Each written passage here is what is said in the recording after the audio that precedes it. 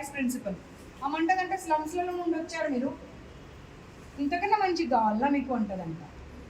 ఏమ్మా 1,50,000 2 లక్షల రూపాయలు కడుతున్నారు వాళ్ళు, నువ్వేనా? రా ముందుకు రా, ముందుకు రమ్మా. మీరు స్లమ్స్లలో లాగా కనిపిస్తున్నారా మీకు? చెప్పకపోతే అందరు చెప్పారు, ఒక్కరు కాదు అందరు చెప్పారు అన్నమాట. నాకైతే మీ మీద పర్సనల్ గ్రడ్జ్ లేదు కదా, మీరు ఎవరో నాకు తెలియదు కదా. తెలియనప్పుడు నేను ఎందుకు చెప్తాను అన్నమాట, వాళ్ళు చెప్తేనే చెప్తాను కదా. ఎవరో ఒక్కరు చెప్తే పర్వాలేదు, అందరు అదే మాట చెప్పారు. ఎప్పుడు ఒక్కరిని అవమానపరిచేటువంటి అధికారం మీకు ఎవరు ఇవ్వలేదు. సరే వాళ్ళు స్లమ్సే అనుకుందాం, వాళ్ళ పేరెంట్స్ ఆ ఫీజు కట్టే పరిస్థితిలో లేకున్నా కానీ మీ దగ్గర చదివిస్తున్నారు చూడండి, అది గొప్పతనం. దాన్ని అప్రిషియేట్ చేయాల్సింది. పోయి స్లమ్స్లో నుండి వచ్చారు మీరు మాట్లాడటం ఎంత కరెక్ట్? అది కేసు పెట్టవచ్చు మీ మీద, తెలుసా? వాళ్ళని ఆ రకంగా సంబోధించినందుకు. మీకు పంపిస్తారు, రికార్డింగ్ పంపిస్తానమ్మా.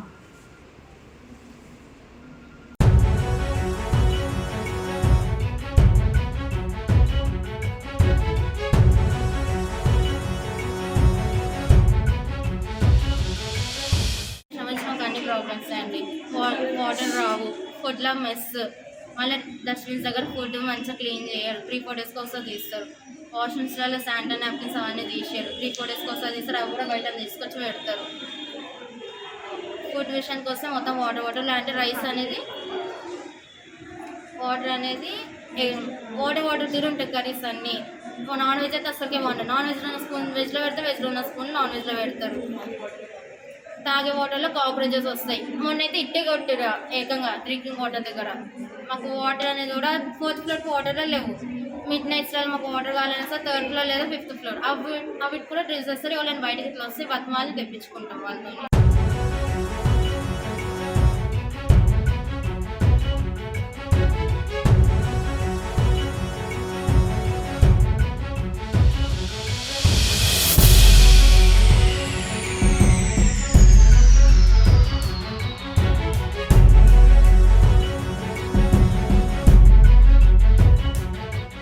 తెలంగాణ రాష్ట్రంలో ఉన్నటువంటి విద్యా సంస్థలందరికీ, ఆ విద్యా సంస్థలలో చదివిపిస్తున్నటువంటి తల్లిదండ్రులందరికీ నిన్న ఇవాళ చేసినటువంటి విజిట్స్ ద్వారా విద్యా సంస్థలను బ్లేమ్ చేయాలా, తల్లిదండ్రులను బ్లేమ్ చేయాలా, ఎవరిని బ్లేమ్ చేయాలో అర్థం కాని పరిస్థితి ఉంది. పిల్లలు చదవాలి, బంగారు భవిష్యత్తు ఉండాలి, ఉన్నత స్థితికి వెళ్ళాలి అని ఆశించి వాళ్ళ స్థాయి లేకపోయినా స్థాయికి మించి ఆస్తులు అమ్ముకొని ఇలాంటి విద్యా సంస్థలకు పంపించడం వాళ్ళు చేస్తున్న పొరపాట? లేకపోతే పిల్లలకు మంచి భవిష్యత్తు ఇస్తామనే అటువంటి మాట చెప్పి ఆ పిల్లల జీవితాలతో ఆడుకుంటున్నటువంటి విద్యా సంస్థలకు తప్ప? ఒక్కసారి సొసైటీ ఆలోచించాల్సినటువంటి అవసరం ఉన్నది. బయట నుండి అంతా బాగానే కనిపిస్తుంది మనకు, బయట నుండి మనం ఆ జిగేల్ బోర్డ్స్ మనకు కనిపిస్తున్నాయి. మీ పిల్లలు ఎక్కడ చదువుతున్నారు అని అంటే మనం ఊర్లో గొప్పతనం కోసం చెప్పుకోవడానికే ప్రయత్నం చేస్తున్నాం. అంటే ఈ ఇన్స్టిట్యూషన్ ఆ ఇన్స్టిట్యూషన్ మా పిల్లలు అక్కడ చదివిపిస్తున్నానని గొప్పగా చెప్తున్నాం తప్పించి ఆ పిల్లలు ఇక్కడ ఎలాంటి పరిస్థితులలో ఉంటున్నారు, ఎలాంటి కండిషన్స్ గో త్రూ అవుతున్నారు అనే దాని మీద అటు పిల్లలు తల్లిదండ్రులు దృష్టి పెట్టట్లేదు, ఇటు ఇన్స్టిట్యూషన్స్ దృష్టి పెట్టట్లేదు. ఇన్స్టిట్యూట్ కావాల్సింది ఏంటి? ఒక ర్యాంక్ రావడము, ఆ ర్యాంక్ పేరు మీద బిజినెస్ చేసుకోవడం. ఒక మాట మనము ఈ మధ్యకాలంలో అంటే ముందేమో మనం అన్నదానంకి మించిన దానం లేదు అనే మాట వినేవాళ్ళం. ఆ తర్వాత విద్యాదానం కన్నా మించిన దానం ఏది లేదు, ఎందుకంటే అన్నం తింటే ఒక పూటలో మనము మళ్ళీ 2వ పూటకి ఆకలి అవుతుంది. కానీ విద్యాదానం అనేది కనుక, విద్య అనేది కనుక ఉంటే ఎవరైనా ఎలాంటి పరిస్థితుల్లో అయినా ఎక్కడైనా సరే బతికేయగలరు అనేటువంటి విషయం మనం అందరం విన్నాం. అలాంటి విద్యను బిజినెస్ చేసుకున్నటువంటి ఇన్స్టిట్యూషన్స్ని ఎలాంటి పనిష్మెంట్ వేయాలో సొసైటీ ఒక్కసారి ఆలోచన చేసుకోవాల్సిన అవసరం ఉన్నది.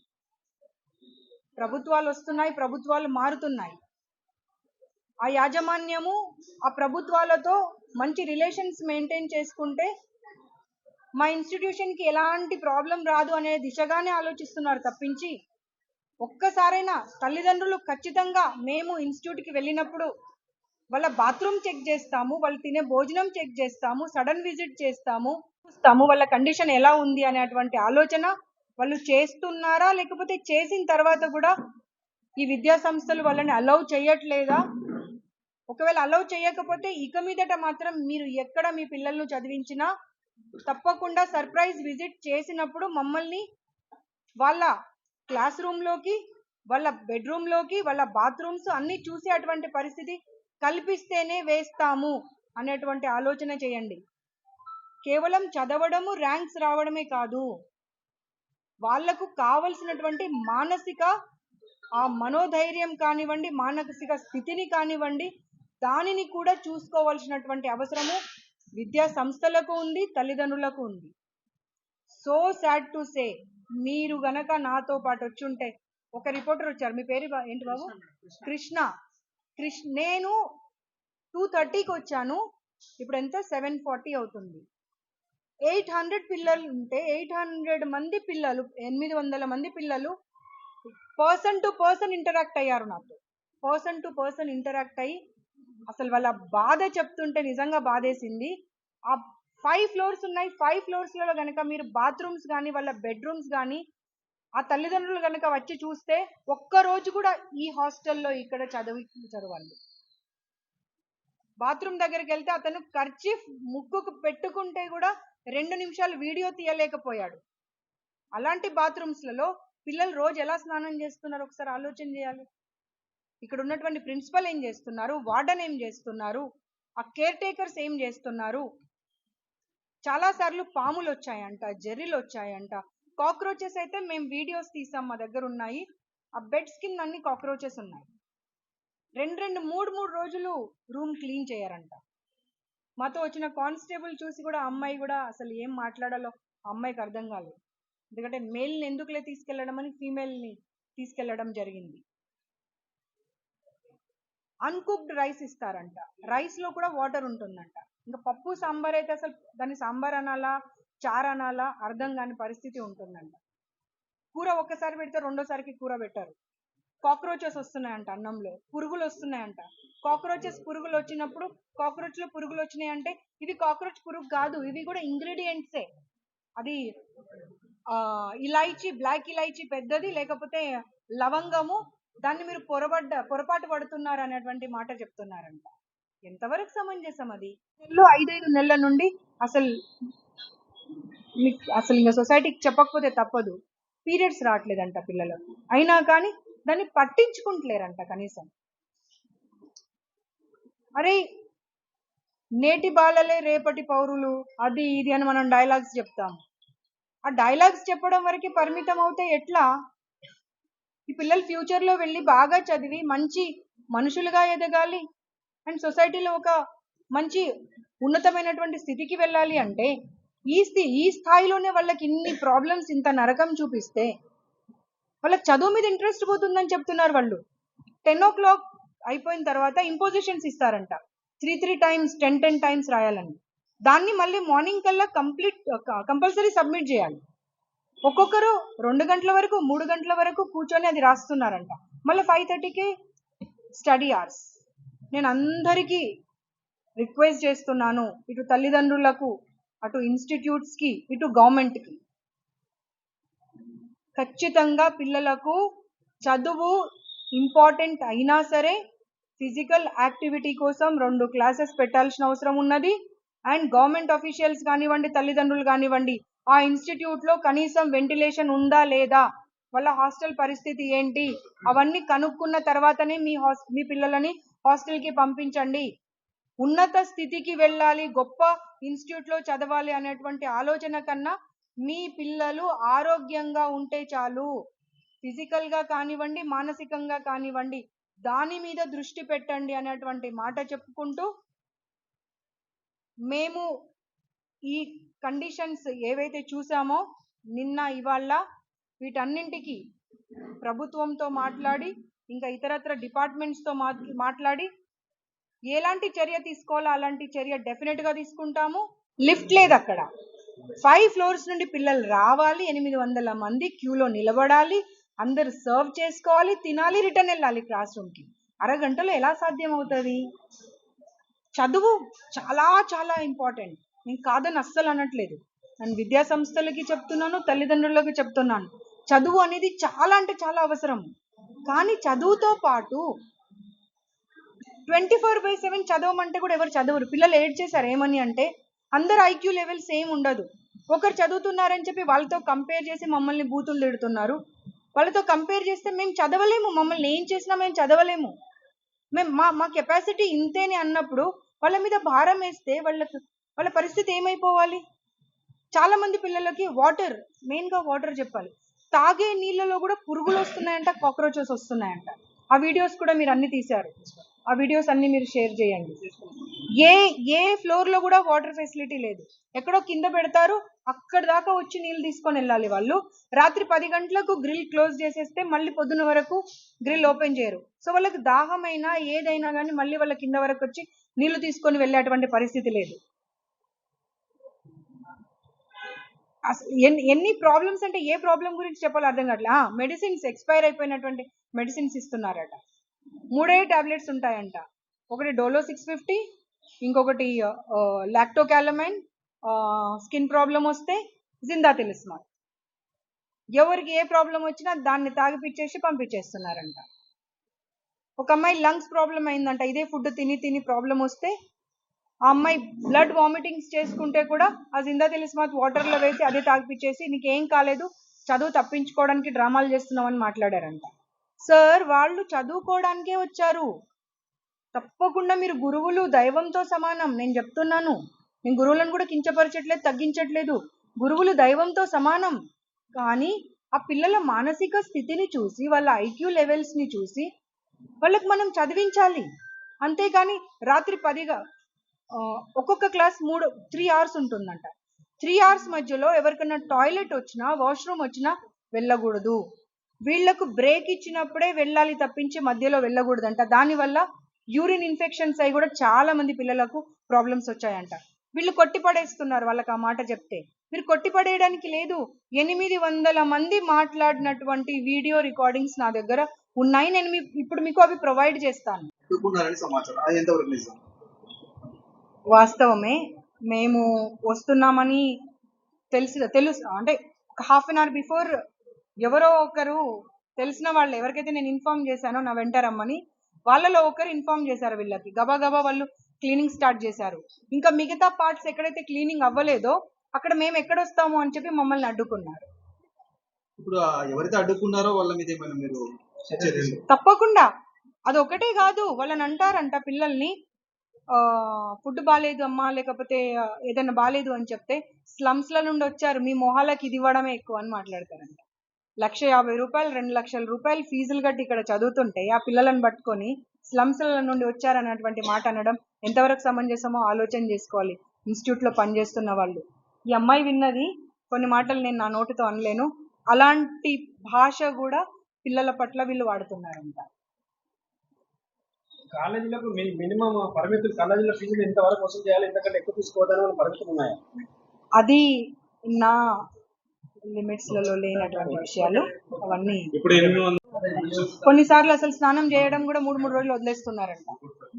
స్నానాలకు వెళ్తే జర్రీలు, లీచర్స్, పాములు వస్తే కొన్నిసార్లు ఆ స్నానం చేసేది భయపడి పరిగెత్తుకుంటూ బయటకు వచ్చారు. ఈ వాటర్ కూడా ఇక్కడ నుంచి తీసుకొస్తున్నారు కదా, బయట నుంచి ట్యాంకర్స్ లో వస్తాయి కంప్లీట్ వాటర్. మొత్తం బయట నుంచి ఆ వాటర్ దాంట్లో టీడీఎస్ ఎంత ఉందన్నది చెక్ చేసే వాళ్ళు ఎవరు లేరు. దానివల్ల కూడా పిల్లలకి స్కిన్ డిసీజ్ వచ్చే ఛాన్సెస్ కూడా ఎక్కువ ఉంటాయి కదా. ఏదైనా ఇన్స్టిట్యూషన్ అక్కడ నుంచే వాటర్ యూజ్ చేయాలని నేను వీడియోస్ పంపిస్తాను, పిల్లలందరూ చూపించారు. ఆల్మోస్ట్ చాలా మందికి ప్రాబ్లమ్స్ ఉంది. ఫైనల్ గా మీరు ఇప్పుడు ఈ కళాశాల పైన ఎట్లాంటి చర్యలు తీసుకుంటున్నారు? చెప్పాను కదా, అన్ని డిపార్ట్మెంట్స్ తోని కూడుకున్నటువంటి విషయం ఇది. కాబట్టి గౌరవ సీఎం గారి దృష్టికి తీసుకువెళ్ళి ఈ ప్రాబ్లమ్స్ అని వారితో డిస్కస్ చేసి మహిళల భద్రత, రక్షణ అన్ని దానికి మనం కట్టుబడి ఉన్నాం. కాబట్టి ఎలాంటి చర్య తీసుకోవాలో వారితో మాట్లాడి తదుపరి నిర్ణయం చెప్తాను. చేసేటువంటి అవసరం ఎంతో ఉందని చెప్పి గవర్నమెంట్కి కూడా మేము సబ్మిషన్ చేస్తూ ఉన్నాము. ప్రధానంగా మీరు బాచుపల్లి నారాయణ మహిళా కళాశాలకు రావడానికి కారణం ఏంటి మేడం? ఇక్కడ నుంచి ఏమైనా ఫిర్యాదులు వచ్చాయా మీకు? మాకు ప్రతి ఇన్స్టిట్యూషన్ నుండి మొన్న శ్రీ చైతన్య వెళ్ళడానికి కూడా కారణము పేరెంట్స్ కాల్స్ చేశారు, ఈవెన్ పిల్లలు కాల్స్ చేశారు. మ్యామ్ ఒక్కసారి వచ్చి చూడండి మ్యామ్, చాలా దారుణంగా ఉందో పరిస్థితి. మేము చెప్తుంటే మా తల్లిదండ్రులు కూడా వినట్లేదు కొన్నిసార్లు అని పిల్లలు చేశారు. వీళ్ళేమో అమ్మ మేము లేడీస్ అయ్యి ఉండి కూడా వాళ్ళ హాస్టల్లోకి వెళ్ళి చూస్తామంటే మాకు పర్మిషన్ ఇవ్వట్లేదు అని చెప్పి పేరెంట్స్ కూడా కాల్ చేయడం జరిగింది. కాబట్టి వెళ్ళడం జరిగింది. కొన్నేమో ర్యాండమ్గా చూస్ చేసుకొని వెళ్తున్నాము. ఎందుకంటే ఒక సంస్థలో ప్రాబ్లమ్స్ ఉన్నాయంటే డెఫినెట్గా ఇంకో సంస్థలో కూడా అలాంటి ప్రాబ్లమ్సే ఉంటాయని అసలు ఎవరికి ఇన్ఫర్మేషన్ కూడా ఇవ్వకుండా వెళ్తున్నాము. ఫుడ్ సేఫ్టీ వాళ్ళకు కూడా నేను రిక్వెస్ట్ చేస్తున్నాను, జిహెచ్ఎంసీ వాళ్ళకు రిక్వెస్ట్ చేస్తున్నాను, ఫైర్ డిపార్ట్మెంట్ వాళ్ళకు రిక్వెస్ట్ చేస్తున్నాము. ప్రతి ఇన్స్టిట్యూట్ని విజిట్ చేయండి. పర్మిషన్స్ నార్మ్స్ని ఫాలో కాని వాళ్లకు ఖచ్చితంగా సమన్స్ ఇష్యూ చేయాల్సినటువంటి పరిస్థితి ఉంది. దానిపైన చర్య తీసుకోవాల్సినటువంటి అవసరం కూడా ఉన్నది.